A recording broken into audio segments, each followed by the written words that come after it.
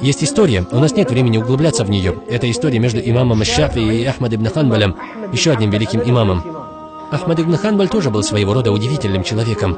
И также есть история о его матери, как она привила адаб в его жизнь.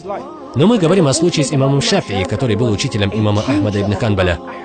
Есть различные версии, кто кого посетил, но одна из версий — это история о том, что когда имам Аш-Шафии стал взрослым, Ахмад ибн Ханбаль, будучи его студентом, сам стал большим ученым. И однажды имам Шафии отправил ему сообщение: «Послушай, ты уже стал большим ученым. Я долго тебя не видел. Хотелось бы тебя увидеть». Имам Ахмад же, будучи весьма занятым, все же нашел свободное время и сказал: «Да, я понимаю, прошло уже очень много времени, как мы не виделись. Ты мой шейх, мой учитель. Я должен посетить тебя и увидеть». Так они определили время встречи. Он приехал посетить имама Аш-Шафии, и имам Шафии покинул свое селение и направился со всеми своими студентами к окрестностям, чтобы встретить своего уникального ученика, который стал выдающимся ученым того времени. В общем, имам Ахмад остался и жил в доме имама Аш-Шафии пару дней как гость. Дочь имама Аш-Шафии приготовила еду. Она приготовила, он поел. Затем ему показали его комнату для ночлега. Имам Шафии у себя дома все время хвалил имама Ахмада: «Это мой превосходный ученик. Он стал выдающимся ученым своего времени.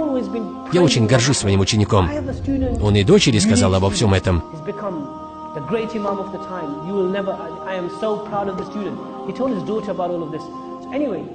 После утреннего намаза, когда они все пришли домой, дочь имама Аш-Шафии сказала: «Отец, ты так хвалил своего ученика, но я бы не возводила его на такой уровень. По-моему, ты ошибся».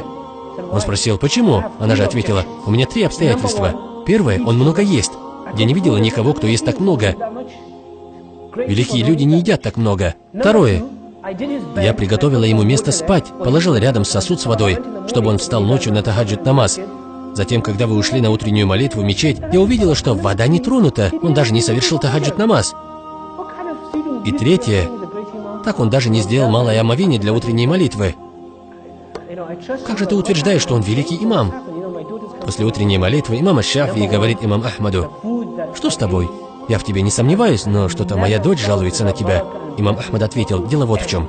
Первое – это еда. Я никогда в своей жизни не ел такой благодатной еды. Кажется, что тот, кто готовил эту еду, читал Коран, потому что столько света в этой еде. И именно потому, что эта еда стала благодатная, я и съел все, хотя обычно я ем совсем мало. Второе, из-за благодати этой еды я не спал всю ночь, и мне не нужно было использовать эту воду. Я не совершил тахаджуд намаз, потому что всю ночь извлекал правила и нормы ислама из Корана и Сунны, благодаря благодати этой пищи. Они просто приходили мне на ум. Просто благодать этой еды открыла мне сердце и разум. И третье, я не сделал малое омовение, потому что утреннюю молитву я совершил еще с ночным омовением». После чего имам Аш-Шафии сказал: «Вот видишь, дочь, это и есть причина. А ведь еда была приготовлена дочкой. Это была дочь имама Аш-Шафии, которая приготовила еду с поминанием Аллаха». Это оказывает воздействие. Опять-таки, от матери зависит очень многое. Матери должны думать о том, как дать воспитание ребенку еще с младенчества.